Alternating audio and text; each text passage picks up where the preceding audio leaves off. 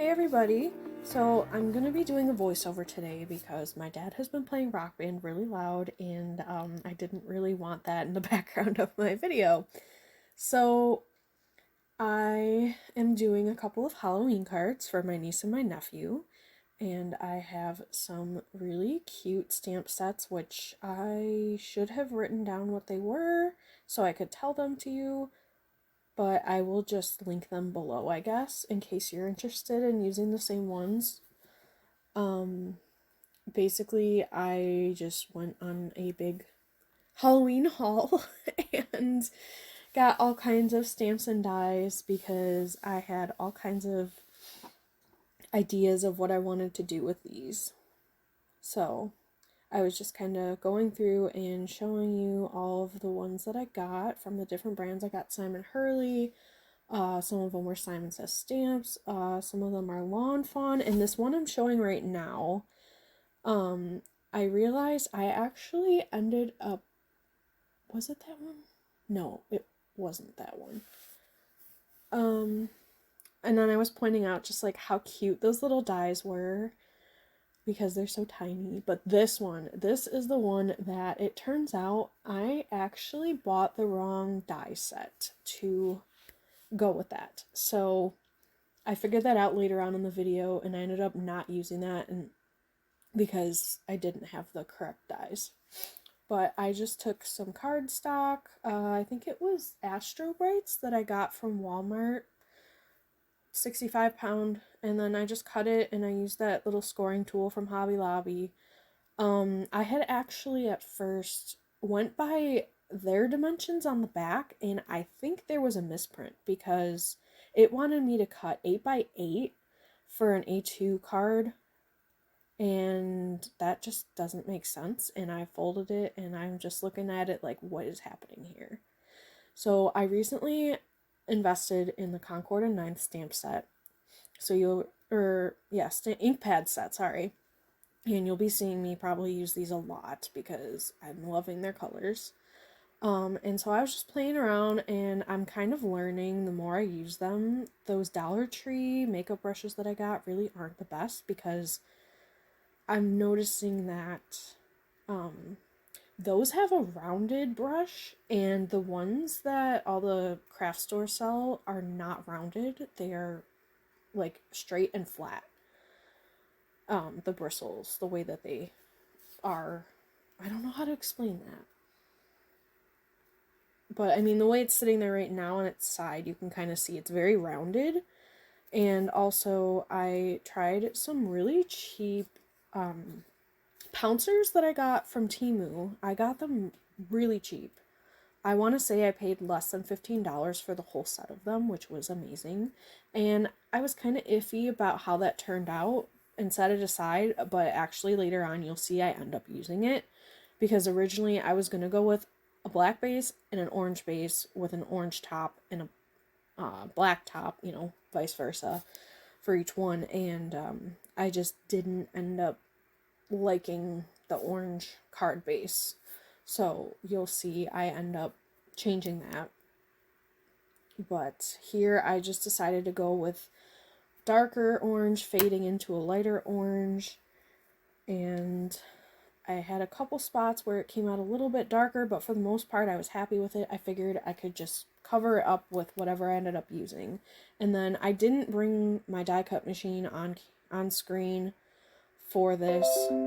Sorry, something is just popping up on my computer all of a sudden. Let's mute. So yeah. Later on, or no, I did my die cutting off screen because there was just so much of it, and the way I ended up laying out my stamps didn't quite work. Okay, so this is not a Misty.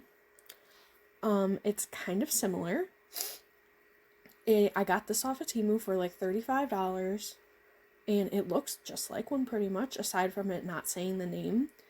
But one thing I was finding is I have to have that foam piece in there, otherwise the top door doesn't reach the stamps to cling, which is what I realized there. And then I bring that foam piece in, but then it the magnet isn't as strong. So I'm either going to have to get more magnets or figure out something else to put inside of it to hold everything in place. And you'll see, and so you'll see here, I end up adding some tape, and I prime up my stamps because they're all brand new. And then I also got, that is a We Are Makers pressing tool that I got for like $10, which was not only perfect because it's my color, but it was cheap and it works so good. I'm really happy with it compared to that Tailored Expressions one I had that kind of looked like a dry erase marker. I feel like I have more control over how much pressure I'm putting because it's all in that one spot instead of all over the whole thing. And it's also smaller, so I feel like that makes a difference too. So yeah, I just started out stamping with the Simon Says, or not Simon Says, Simon Hurley. I get those mixed up all the time. And I stamped the ghost white in the first place, which you'll see doesn't show at all. It was the same in person. I couldn't even hardly see it. I did try to cut it just to see, but you still couldn't see it. So I end up embossing it with white powder instead, which wait till you see how that looks. So pretty.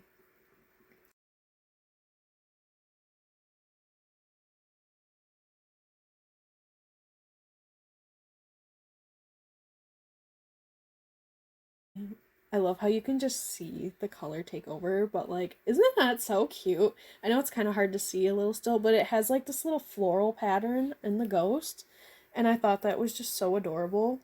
So then I'm just taking all these little pieces and trying to figure out how I want to arrange them.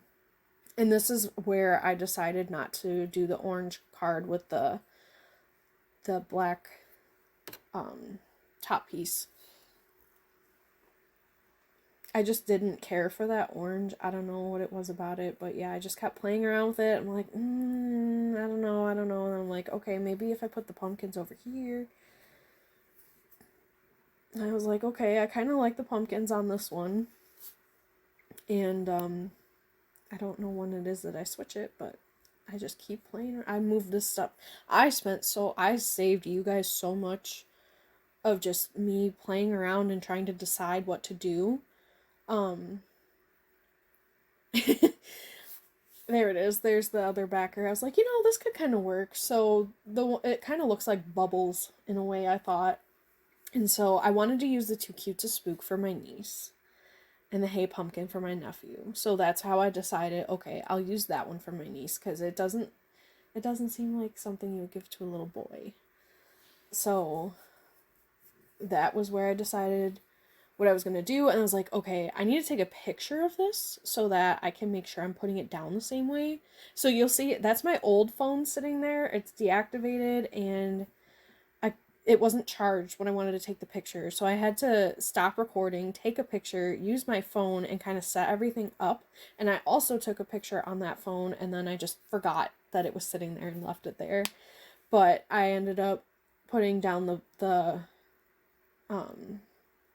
panels onto the bases, and then I decided, okay, I'm going to use some little foam squares to kind of give some things a little dimension. So I put the Too Cute to Spook on them, and then I was like, oh crap, but I can't stick those down on top. This was a jumbled mess because I was like, okay, I can't put, oh, I didn't glue that down yet. Okay.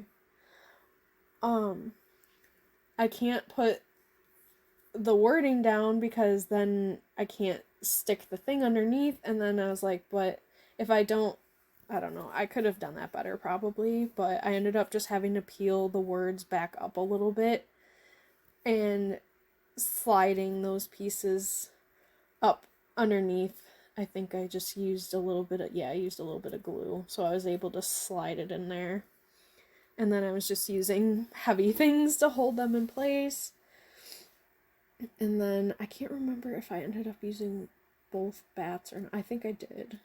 I was kind of hemming and hawing about using a bat on the other one, which that could have worked actually. Looking at it from a distance now, it's different when you're looking at something right in front of you compared to like from a distance.